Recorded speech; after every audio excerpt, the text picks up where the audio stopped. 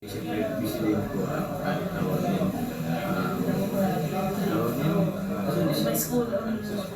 Parang magagawa ko ang nursing. Nung nakaraang araw pala nandoon kayo, Oo. gumawa ng barracks. Gumawa na ng barracks si Carla. Ano?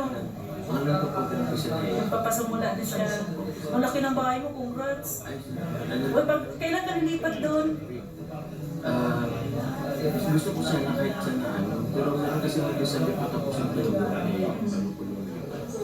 kasi personally gusto ko kahit hindi pa tayo tapos. Yung pwede ng kwartong malipatan. Tingnan ko pa, tingnan ko po. Sige, pag nalipat ka doon, pupunta kami lagi doon, ha? Kaya po, hindi akong sinito sa inyo.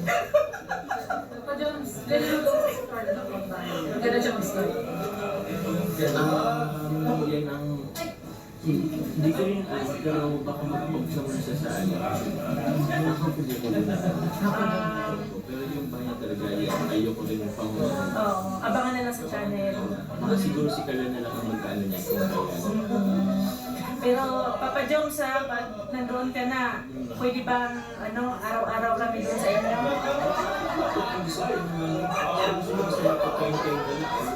Ano bang paborito mong ulam? Anong paborito mong ulam?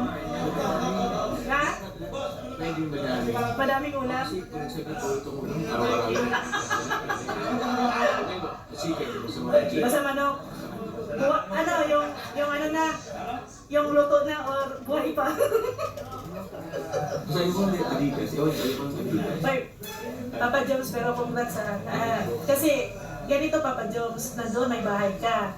Tapos sa katabi, bahay ni Carla. Abay, no more issue na yan kasi magkatabi na talaga kayo. Magkasama na.